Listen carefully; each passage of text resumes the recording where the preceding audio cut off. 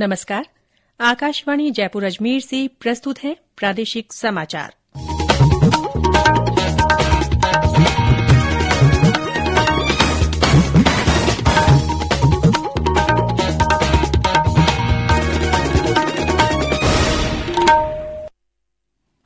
समाचारों के साथ मैं रितिका गुप्ता। मुख्यमंत्री अशोक गहलोत जयपुर जिले में कोविड के बढ़ते मामलों के बारे में अब से कुछ ही देर में समीक्षा बैठक करेंगे। मुख्यमंत्री ने ट्वीट कर सभी से अपील की है कि वैक्सीन अवश्य लगवाएं और कोविड प्रोटोकॉल की सख्ती से पालना करें। उन्होंने कहा कि जनता के सहयोग से ही कोविड के बढ़ते संक्रमण को रोका जा सकता है। श्री गहलोत ने कहा कि विश्व स्वास्थ्य संगठन WHO ने भी ओमिक्रॉन के मामलों पर चिंता जाहिर की है। ऐसे में सभी को पूरी तरह सावधान होकर कोविड से बचाव करना चाहिए। देश में अब तक कोरोना के नए वेरिएंट ओमिक्रॉन की 1270 मरीजों में पुष्टि हो चुकी है। इनमें से 374 रोगी ठीक हो चुके हैं। 23 राज्यों और केंद्र शासित प्रदेशों में ओमिक्रॉन संक्रमण के मरीज मिले हैं। वहीं प्रदेश में कल कोरोना संक्रमण के 252 नए मामले सामने आए। सबसे ज्यादा 185 रोगी जयपुर जिले में मिले। सक्रिय मामलों की संख्या बढ़कर 773 हो गई है।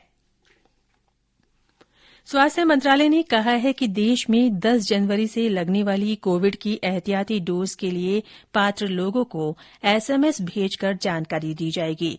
गौरतलब है कि अग्रिम पंक्ति के कार्यकर्ताओं और वरिष्ठ नागरिकों के लिए ये बूस्टर डोज लगाई जाएगी। वहीं कल से कोविन पोर्टल पर 15 से 18 वर्ष के किशोरों के टीकाकरण के लिए पंजीकरण भी शुरू होने जा रहा है। इस बीच भारत बायोटेक ने कहा है कि उसका कोवैक्सीन टीका दूसरे और तीसरे चरण के परीक्षण में 2 से 18 साल तक के बच्चों और किशोरों के लिए सुरक्षित पाया गया है। केंद्रीय जल शक्ति मंत्री गजेंद्र सिंह शेखावत ने कहा है कि देश रक्षा क्षेत्र का हब बन रहा है। भारत आज दुनिया के 62 देशों को डिफेंस के क्षेत्र में निर्यात कर रहा है। श्री शेखावत कल भरतपुर में भाजपा के प्रदेश मोर्चों की संयुक्त कार्यकारिणी की बैठक को संबोधित कर रहे थे। बैठक को भाजपा के राष्ट्रीय महामंत्री और प्रदेश प्रभारी अरुण सिंह ने भी संबोधित किया। नागौर जिले के पादुकला क्षेत्र में राजमार्ग 89 पर कल रात एक सड़क हादसे में 4 लोगों की मृत्यु हो गई। ये हादसा कार और मोटरसाइकिल की टक्कर से हुआ। इस दुर्घटना में 2 अन्य व्यक्ति घायल भी हो गए। दिल्ली और नोएडा के बाद अब अलवर में भी एंटी स्मॉग गन प्रदूषण कम करेगी। इसे कई औद्योगिक इकाइयों में लगाया गया है। इन्हें गाड़ियों में एक स्थान से दूसरे स्थान तक आसानी से ले जाया जा सकता है। इनसे निकलने वाले पानी की तेज फुहार से प्रदूषण को कम करने में मदद मिलती है और सड़क से धूल भी नहीं उड़ती है। अलवर के बाद ये कोटा में भी लगाई जाएंगी। वस्तु और सेवा कर GST परिषद की आज बैठक होगी। इसमें अन्य बातों के अलावा शुल्क की दरों को युक्तिसंगत बनाने संबंधी पैनल की रिपोर्ट पर विचार किया जाएगा। बैठक ऑफलाइन होगी, जिसमें कुछ वस्तुओं पर शुल्क की दरों में संशोधन पर भी चर्चा होगी। मंत्रियों का समूह परिषद को अपनी रिपोर्ट सौंपेगा। समिति ने विपरीत शुल्क संरचना के अंतर्गत विभिन्न वस्तुओं की समीक्षा की है। इसके अलावा राज्यों और केंद्रों के कर अधिकारियों से बनी फिटमेंट समिति ने मंत्रियों के समूह को कई महत्वपूर्ण सिफारिशें की हैं। ये स्लैब और दरों में बदलाव और मुक्त सूची से कुछ वस्तुओं को बाहर करने के बारे में है।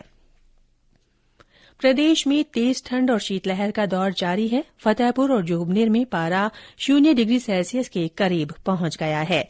करौली में 1.1, हनुमानगढ़ के संगरिया में 2.9, चूरू में 3.2, अलवर में 3.4 और सीकर में 3.8 डिग्री सेल्सियस न्यूनतम तापमान रिकॉर्ड किया गया। मौसम विभाग ने कई जिलों में तापमान में गिरावट और शीतलहर की चेतावनी जारी की है। वहीं एक नया पश्चिमी विक्षोभ सक्रिय होने से 6 से 8 जनवरी के दौरान कुछ स्थानों पर बारिश की संभावना व्यक्त की गई है। और अंत में कोरोना जागरूकता संदेश।